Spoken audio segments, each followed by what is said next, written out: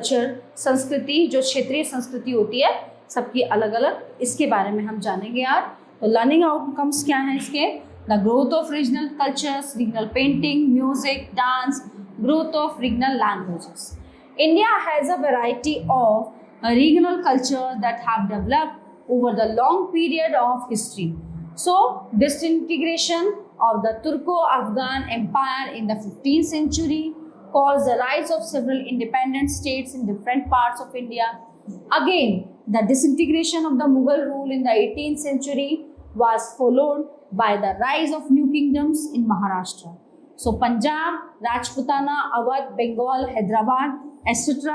Assam in the northeast was being ruled by the Ahoms. So under the new kingdoms in the independent states, regional cultures developed different. The growth of several regional languages was a striking feature of the medieval period. During the 8th and 18th century, the Bhakti movement encouraged many regional languages such as Hindi, Marathi, Tamil and Bengali. Okay, Sanskrit and Persian continued to be the languages of the upper classes and in the poor. Now we will talk about Sanskrit. Since ancient times, Sanskrit was the main medium of both writing and higher learning in our country. During the first half of the medieval period, Sanskrit was patronized by kings in central and south India. The Bhakti Sant Ramanuj, Madhvacharya and Shankaracharya wrote in Sanskrit. Okay, a large number of Dharma Shastra or digestives on Hindu law and customs were written in Sanskrit. Most Sanskrit work were produced under the patronage of Hindu or Rajput rulers. Some Jain scholars like Hemchandra Suri also preferred to write in Sanskrit.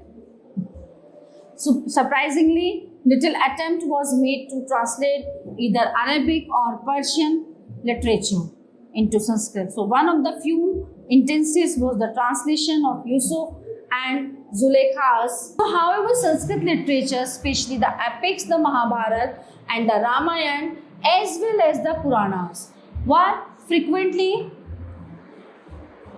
translated into regional languages. So Kalhas Raj Tarangini, written in the 12th century, was a string of biographies of the king of Kashmir and was the first royal chronicle in Sanskrit. The family historic of the Rajput rulers such as Prithviraj Vijay and Hamirama Kavya were written under their patronage. Semi-historical texts known as Prabandhas were also composed during this period. So considered as one of the finest works of the Sanskrit language, Jayadev's Gita Govinda was composed in the 12th century CE and describes the relationship between Lord Krishna and Radha. It comprises 12 chapters, each of which is divided into 24 subdivisions or Prabandhas. Persian. Amir Khusro wrote many poems in Persian which are sung by the Qawwals even today. The historian Barani, who lived in Delhi during the reign of Muhammad bin Tughlaq at 1285 to 1357, wrote the Tariq-e-Firuz Shahi. Abul Fazl wrote the Ain-e-Akbari and the Akbarnama, the biography of Akbar. Okay, during the Mughal period, especially during the time of Akbar, many Sanskrit works were translated into Persian. Abul Fazl and his brother Faizi jointly translated the Mahabharata. Badoni translated the Ramayana and Shah Muhammad Shahabad translated the Rajtarangini. Jahangir adopted Persian, Turki and Hindi. He wrote the Tuzuk-e-Jahangiri in Persian. Abdul Hamid Lahori wrote the Padshahnama. Aurangzeb did not encourage literary works. The Ahkam-e-Alamgiri written by Hamiduddin Khan Bahadur Mirza Ghalib in the 19th century and wrote outstanding poetry in Persian and Urdu. The growth of regional language. Sanskrit and Persian are tough languages to the common people. A group of large people could not understand these languages, so vernacular literature developed with the spread of the Bhakti movement in the 12th century. Okay, so the Bhaktis are taught and composed poems in the local language. Hindi. The Hindi language originated between the 7th and 10th centuries. It developed from Sanskrit and the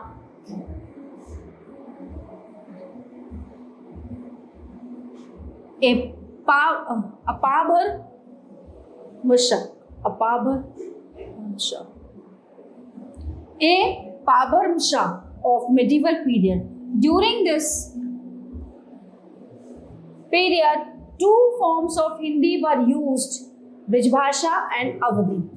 Between the 8th and 10th century, several pieces of secular, non-religious literature were written by the court poets of the Rajputs kings in Hindi. Chandravardai, the court poet of Prithviraj, wrote the Prithviraj Rasu, narrating the life and achievements of the king. Abdul Rahim was the poet of Akbar's court. He wrote poetry that was in the form of dohas or couplets. Tulsidas, one of the Bhakti poets who lived during the reign of Akbar, translated the Ramayana into Hindi. So it was called the Ramcharitmanas. Surdas, the Bhakti poet from Agra, wrote poems in Brijbhasha in praise of Krishna. So Mirabai, the great Krishna Bhakt, composed her songs in Hindi. Malik Muhammad Jaisi wrote the Padmavat, a poem describing the story of Queen Padmini of Chittor in the Awadhi dialect of Hindi. Now Urdu. The fusion of Persian and Hindi languages resulted in the development of Urdu. So it began from the military camps of Alauddin Khilji. Urdu soon became the most common language used in the towns and cities of North India.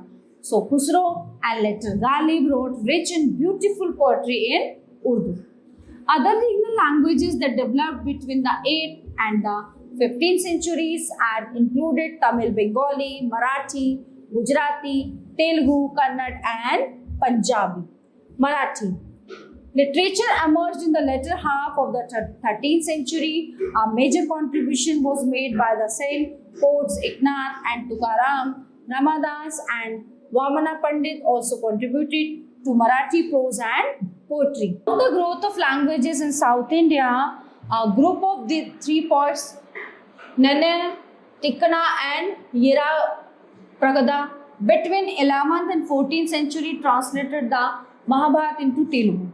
In the medieval period, Gujarati poetry was used mainly to express religious feelings. The 7th century, Eddie Jain Monk, Shalib Bhadrasuri composed the Bharateshwara, Bahubali Rasa, Narsim Mehta wrote Bhakti song in the 15th century and that portrayed his deep love for Krishna. One of the best known Gujarati poets is Premanand Bhatt.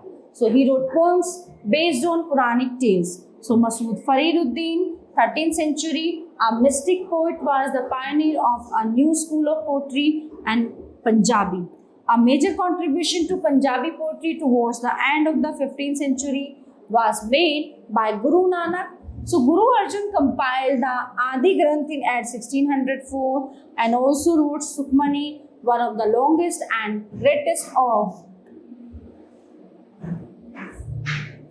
medieval mystic poems. So the contribution of Guru Gobind Singh is also invaluable. Punjabi prose made immense progress and a number of religious and philosophical work got translated from Sanskrit to Punjabi between c. 1600 and 1800.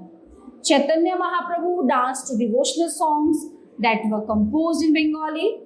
Kritibas Ojha was a medieval writer who translated the Ramayana into Bengali.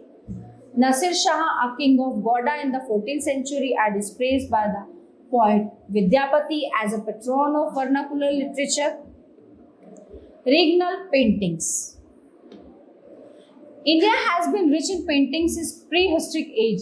Palaces and temples were decorated with murals. The kings and other rich people patronized the painters. The beautiful and colored paintings at Ajanta and Ellora were created between at 1600, 600 and 1000. So the paintings and sculptures are devoted to Buddhism, Hinduism and Jainism. During the period of the Delhi Sultans, the art of painting declined. So the period of the Mughals saw the revival of the best in painting, and it marked an important stage in the growth of this art. Akbar brought Persian and Indian artists together, and a new style of painting was born, the Indo-Persian school of painting. Miniature paintings were also used to illustrate manuscripts and books, examples of which can be seen in the Babarnama, the Akbarnama and the Tutinama. Abdul Hasan and Ustad Mansoor were two eminent painters in the reign of Jahangir. During the reign of Shah Jahan, the art of painting reached its zenith. Artists of his time were influenced not only by the Hindu style but the European style as well. Portrait paintings became lifelike and graceful during his time, unlike the stiff ones of the earlier times. Aurangzeb believed in the 10 tenets of the Quran and discouraged painters in his court. So they migrated to the various regional kingdoms where they established different schools of paintings. Kangra, Rajasthani and Deccani art of painting due in the medieval period. So the main theme of the paintings of the Kangra and the Rajasthani schools was devotional. Several paintings illustrate stories about Radha and Krishna the gopis. The Deccan painting focused more on courts and scenes of battle, है ना, दरबार के scene होते थे और जो battle ground होता था उसके युद्ध के. Portraits were also done by all the schools. The artists used natural colors derived from minerals, plants, stones, shells, gold and silver to create the miniatures. It sometimes took weeks to prepare some of the colors. In the south, the temples were storehouse of paintings. The inner walls of the prakara and the mandapas and the ceiling was profusely adorned with painting of scenes from the Ramayana, the Mahabharata, the Bhagavatam, etc. in the Brideshwara temple in Tanjore. All around the inner walls of the Garbhagriha, various karnas, dance poses of Bharatanatyam have been painted in vivid colors that have not faded even after 1000 years. Music. Now we will talk about the music. India has an ancient tradition of music. Folk music flourished along with classical music. The Turk brought with them their own form of music and instruments like the sarangi and the rabab. Amir Khusro, the most famous musician of the Delhi Sultanate period, fused Hindustani music with Persian and Turkish music to create new styles like the Qawwali and the Khayal. Akbar was a great patron of music. Tansen, one of the Navratna of Akbar's court, is considered one of the greatest composers and musicians in Hindustani classical music. So he invented several new ragas like Darbari, Malhar, Deepak Mand and Todi. So it is said that Tansen could bring rain with his rag Malhar. है ना, जब उसका राग मल्हार चलता था तो क्या आ जाती थी? बारिश. And start fires with the singing of the राग दीपक. जब वो राग दीपक गाता था तो आग जल जाती थी. Ragas were passed down from guru to shishya and details were lost in the process. Several schools of music or gharanas developed in the different regions. In Gwalior, Swami Haridas, Tansen's guru, was part of Rajaman Singh Thomas court. He specialized in the Drupad style of singing. So distinct styles of music also developed in Lucknow, Benares and Patiala. The Bhakti and Sufi son introduced another form of devotional music called the Kirtan. Surdas, Chaitanya and Mirabai poured out their devotion to God through their kirtans, dance. In the south, the Carnatic school of music flourished during the rule of the Vijayanagar Empire. Unlike Hindustani music, it was relatively unaffected by Persian influences. This growth was led by Vyasaraja, Purandara Dasa and Kanak Dasa. So Purandara Dasa was also known as the Sangeet Pitama of Carnatic music. He laid out the basic rules for teaching Carnatic. Many of the classical dance involved during the medieval period in India. 7 forms of classical dance developed. Many folk dances also developed during this period. They developed in different regions and became a part of the culture of these regions. For example, Bihu is a harvest dance of Assam and Tippani is a folk dance of Gujarat. Under the Mughal emperors and their nobles, Kathak was performed in the courts. Kathak acquired its present features in the Mughal court. It also developed into a form of dance with a distinctive style. Kathak. Kathak is a popular classical dance of North India which depicts a story. Kathak got its name from Katha, यानी कि story. Kathak होता था उसमें पूरी एक story describe होती थी. Kathak actually originated from the devotional recitation of the storytellers or the kathakars. The kathakars were none other than the storytellers in temples of North India, whose performances were beautified with expressive gestures and song. Kathak took the form of a distinct mode of dance in the 15th and 16th century. With the spread of the Bhakti movement, the legend of Radha Krishna were performed beautifully in the form of skits called Ras Leela, which combined folk dance with the basic gestures of the Kathak storytellers. Kathak developed into 2 traditions or gharanas, the court of Rajasthan Jaipur, the court of Lucknow under the patronage of Wazir Ali Shah, Nawab of UP. Okay, understand everyone? So the all topics are covered in this chapter. I hope you will be you all are very well understand it. So we will meet you the next class.